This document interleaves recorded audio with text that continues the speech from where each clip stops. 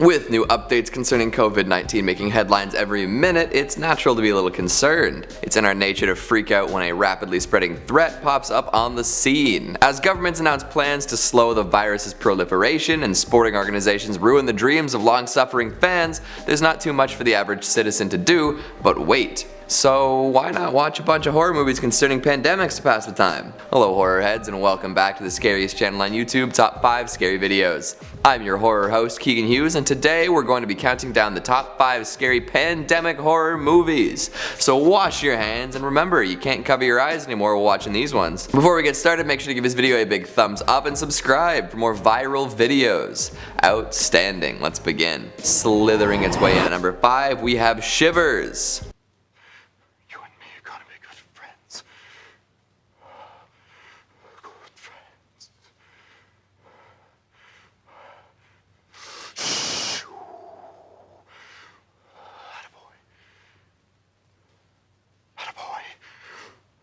Also known as the Parasite Murders, also known as They Came From Within, also known as Frisson, and also finally known as The Orgy of the Blood Parasites, this Canadian creepy crawly classic presents a very unique take on viral infections. Instead of having an invisible plague make its way from person to person, Cronenberg embodied the contagious condition in the form of a phallic slug. The parasite was scientifically engineered to replace human organs and ended up being highly adaptable and spreadable. These freaky little buggers run free in a Montreal apartment complex, eventually infecting all of the residents. Designed by a doctor with a long freak streak, these parasites were meant to be part aphrodisiac, part venereal disease, eventually making the world into one big mindless orgy. Damn, Doc. The wormy wigglers spread on sexual contact but can also survive outside the human body. They prove to be quite resistant to harsh conditions and look for hosts in all sorts of situations. Crawling through the grass, inching through water pipes, slithering amongst the ventilation system, sneaking into laundry machines, the bloodsuckers will do anything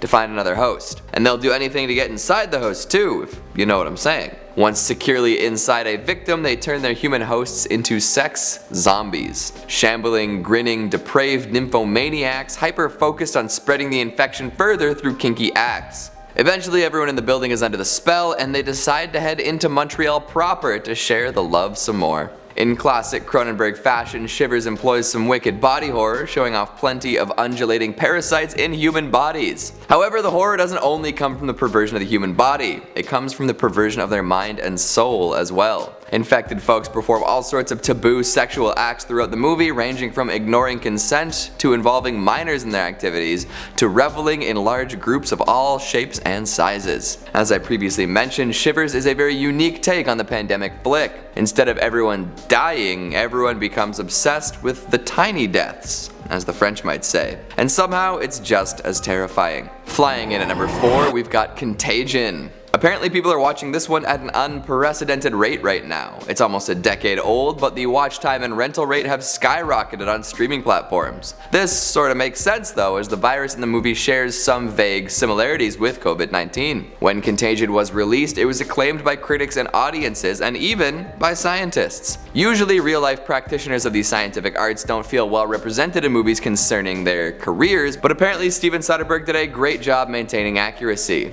I will say that this is much more of a thriller than a horror, but it is too relevant to ignore. Plus, even if there aren't any classic horror elements, you do have to admit that a worldwide pandemic is a scary notion. The virus in the flick is a bit dramatized though, with an insanely high mortality rate of 25 to 30% compared to COVID-19's 3%-ish. But it wouldn't be as dramatic otherwise, right? We follow the stories of all sorts of folks as a dangerous virus sweeps across the world. A businesswoman returning from Hong Kong acting as patient zero, her husband witnessing firsthand the damage the virus can do, CDC employees rushing to find the roots of the outbreak in order to develop a vaccine, conspiracy theorists spreading misinformation and homeopathic remedies, WHO representatives trying to distribute the vaccine fairly while dealing with the fallout after such a deadly pandemic. It does a commendable job of portraying different moving parts in a realistic and mostly respectful way. Plus, it stars Gwyneth Paltrow as the first person to die from the virus, which is pretty ironic, don't you think? The homeopathic hawking, wellness touting, jade egg inserting quack going down to a virus after cheating on her husband? Classic.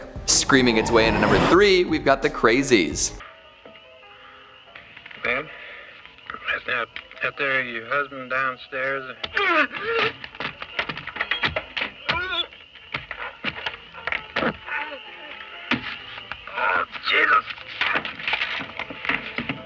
In this George A. Romero pandemic flick not starring zombies, an untested military bioweapon crash lands near a small farming town. The top secret stuff known as Trixie then leaks into the town's reservoir, infecting the water supply. Government officials scramble to find a solution, which mostly consists of stationing plenty of water-carrying soldiers at the town's outer limits. Quarantine is put into effect and anyone attempting to break free is shot. How cheery. So why is the government so concerned about this bioweapon? Why the firepower and forced isolation? Well, as it turns out, the stuff everyone's been drinking and bathing in either kills people or makes them uncontrollably homicidal. It turns them into crazies, thus the title. It doesn't take long for things to devolve into mass hysteria and violence. Soldiers killing people, people killing soldiers, people killing people. You get the idea. The outlook isn't great in this one. After a group of folks is able to slip under the radar, they take refuge in the woods. Their path out of containment is blocked by some soldiers, so of course there's a scuffle, and after all is said and done, the folks come to terms with the fact that they're probably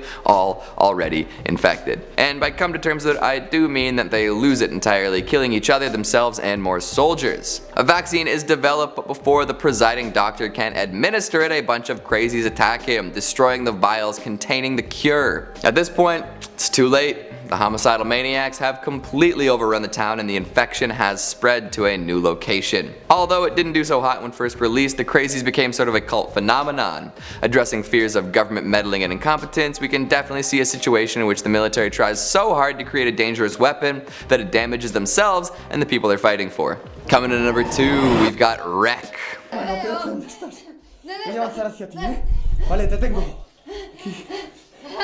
Tranquila, tranquila, soy yo. Ángela, yo puedo ver. Gotta love a found footage bottle scenario. Wreck examines a patient zero situation. We're not really sure how far it can spread, but damn if it doesn't make us scared to death of that happening. Responding to a call about a woman trapped in her apartment, a group of firefighters arrive on the scene, along with reporter Angela and her cameraman Pablo. Immediately after realizing something's off about the situation, everyone in the complex is quarantined. Plastic covers over the doors and windows, armed guards outside. This doesn't bode well for our protagonists. Things get worse from here as they realize whatever's happening is contagious, causing people to become bloodthirsty and violent. Soon enough, almost everyone present is infected. As Angela and company do their best to avoid the lunatics roaming the stairwell, they discover a sinister secret about the contagion. If you haven't seen Wreck, you don't want this bit spoiled, but the movie does end on a bit of a cliffhanger, so we don't know how far the infection spreads. Although there are 3 more Wreck movies, 1 prequel and 2 sequels. And lastly, at number 1, we've got 28 Days Later. Gotta love a chimp-based virus, right? Especially when it absolutely wrecks Great Britain. In this fast zombie feature flick, a contagious violence-inducing infection spreads quickly across the land, totally devastating society, which leads to an unprecedented societal collapse. The visions of a totally empty London accompanied by the film's eerie score are unforgettable. The zombie virus can be transferred in all sorts of ways, which probably contributed to the rapid devastation. There's the classic wound-based transfer, but also any blood that enters an orifice can cause the symptoms as well. The world becomes a dark and scary place for the English, with plenty of people committing suicide or committing reckless acts. Bands of folks try to come together for safety, but often this ends in tragedy. The military starts sending out fake messages promising refuge, only to kill any men who show up and enslave female survivors. Any semi-peaceful scenario is short-lived thanks to the rapid proliferation of virus carriers. If even one dirty dude makes it into a group of uninfected folks, you can be sure that at least half of them will be turned before you can say you got some red on you. Although 28 Days Later serves as an optimistic vision of effective national quarantine. Apparently the British are very good at cutting themselves off from the rest of the world. It appears that the other nations are getting along just fine, even with the terrifying plague wreaking havoc on the island. We should all strive to prevent the spread of infection like the folks in 28 Days Later managed to do. Additionally, we should all learn from the successful containment strategy employed in the flick. Just chill out for a bit and try not to spend a lot of time in densely populated zones. After approximately 28 days, the fast-moving zombies have been slowed to a halt by a combination of fatigue and hunger. They gotta eat, man. So by minding their business and hanging out in a lovely lakefront cabin, the main cast of characters manage to avoid the infection. Of course, this is all screwed up in the sequel when a couple forgets about personal space, but we're not gonna discuss that today. And there you have it, 5 fearsome flicks featuring fast, infecting afflictions. What'd you think of the list? What's the best pandemic movie out there? And don't say pandemic. Make sure you let me know down in the comments. Speaking of comments, let's take a look at some of your more phlegmy ones from the top 5 scary illegal apps that you should never download. Fluffy Pink Chaos says the scariest apps are the ones that deal with your taxes. Dun dun duh. Is it the app that's scary or just the taxes part? Mark Sordall says, will you take a selfie while reading the Necronomicon while staying at a cabin in the woods? Come on, Mark, how am I supposed to focus on reading if I'm taking a selfie? Kids these days, I swear. Het Atef says any app that asks for your info is a big no-no. This guy knows his cybersecurity. Joseph Leclerc says, I would like to know why eat is illegal. The government doesn't want you to know the truth, comrade. Bite hard, chew plenty, kill Uncle Hunger. And Malcolm Marshall says never heard of any of them. Well, now you have? Congrats! That's all the time we have for today. Before I feed my mogwai after midnight, make sure to give this video a big thumbs up and subscribe for more microscopic mysteries. Thanks for watching, and I'll see you next time. Alright?